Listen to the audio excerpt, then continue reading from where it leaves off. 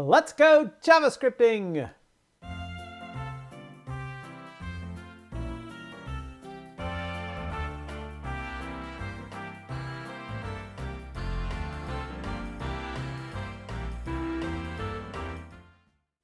Hi everybody, and welcome to another exciting edition of Boring JavaScript. I'm your host, the Virtuoid, aka Mike Smith, and today we're going to be taking a look at the FromCharCode method and the FromCodePoint method. Did I get those two right? Yeah, I got them right.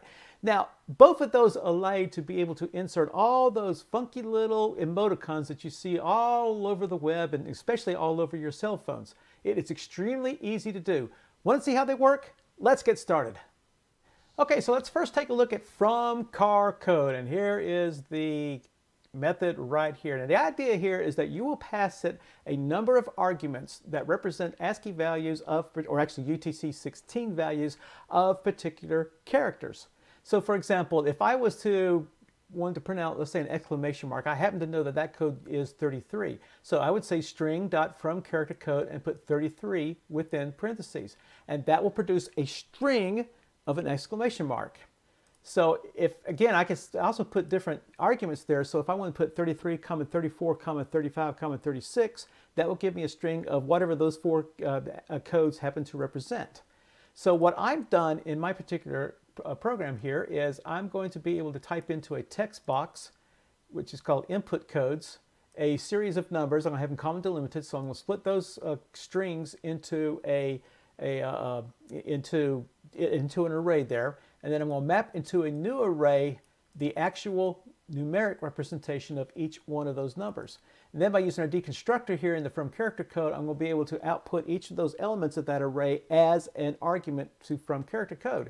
And so if I said 34, 35, 36, for example, within my text box, then that will output an array of 34, 35, 36, and then put into FromCharCode here 35, 34, 35, 36. That will output a string, and I'm going to put it within just a simple little text box, and we'll see what happens at that point. So let's flip over to our code and see, or I'm sorry, our browser, and see what we got here. So earlier I said 33 was an exclamation mark. Let's find out. I type in 33 here. I'm going to click on print it. And there it is. It converted it over to the actual character representation of the UTC-16 code. I could do comma delimited because my program is set up to do that way. So let's go all the way to 38, 33, 34, 35, 36, 37, 38. And we click on print it. And bingo, there we go. We've got that list of 6 different characters there. Now, of course, you can do any types of characters as long as it's a valid UTC-16 character code, with one exception, which I'll tell you about in just a second. So let me go and just throw up another one here. And let's see. Let's do a Control-C. And let's pop that in there. I want to know what this sequence could possibly be. Aha! There we are. Wonderful. So as long as you know what the character code is, you can type in pretty much anything you want to there and get representations, mathematical representations, different languages, whatever. In fact, speaking of different languages, we're going to throw a little bit of Japanese in here too. So let's flip over, and I had Google tell me what the translation for konnichiwa, or for hello, was, and that's konnichiwa. And it also told me that this happens to be the characters represented by in traditional Japanese script. And again, if you're Japanese and you're sitting there yelling at me right now for my pronunciation, and you're getting ready to yell at me for getting the numbers wrong here, this is what Google told me, okay? So if I click on print it, that allegedly is the representation in Japanese script for konnichiwa. So what can you do with all of this? Well, let me go over to my Boring JavaScript website. And if you go over to the website and you click on the hamburger menu in the upper left-hand corner, you can go to character reference. And this is something I put together here to give you as many of the UTC-16 character references as possible. So for instance, if I selected 0 to 9,999 for the 10,000 group and selected from the thousands group 0 to 499, you can see here that indeed 33 was an exclamation mark, 34 was the quote mark, 35 was the pound sign, or the hash mark for all you kids out there today. So the whole bunch of fun things you can do here. Let's see, 12,371. Let's see if we can find the Japanese script. 12,371 will be that. 12,371 should be there. 12,307. Did I get that right? No, I got that completely wrong. That's 120,000. Okay, sorry about that. 12,371. Let's try that again. 12,371. There we go. There's all the different Japanese characters. And there might be even something a little bit further down. Here's something here. This almost looks like Korean, but I could be completely wrong and everything. But as you can tell here, there's a lot of different languages represented within the UTC-16, and you can use this Boring JavaScript HTML character set to be able to find those. But I have mentioned earlier, it doesn't quite do the whole thing, and there is one caveat here. And as I just mentioned, it doesn't do the whole thing. The UTC-16 character set goes from a number 0 to, let me make sure I get this right, 1,114,111. But from character code only does 16-bit numbers. And if you're familiar with how the bit system works and everything, a 16-bit number gets you a number between 0 and 65,535. Which means it cannot represent any number above 65,536 all the way to 1,114,111. So if I was to go to 120,000 here, let's just select something right in the middle there. Of course, I brought up nothing. Let me select something down at the bottom, something right there. It couldn't get any of this information that you see here. But there's some colorful ones there. So it couldn't have gotten any of this, because it won't represent anything that's above 16 bits. So how can we solve that? I'll show you that next. So now let's take a look at how you can get characters from 65,536 to 1,114,111. And it's really easy to use. So again, we can't use from char code, so we're going to use something different, saying from code point.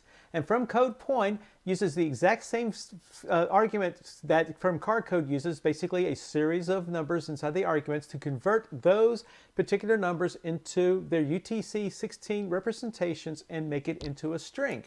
So the big difference is that from code point will take any number between 0 and 1,114,111, as opposed to char code, which does from 0 to 65,535.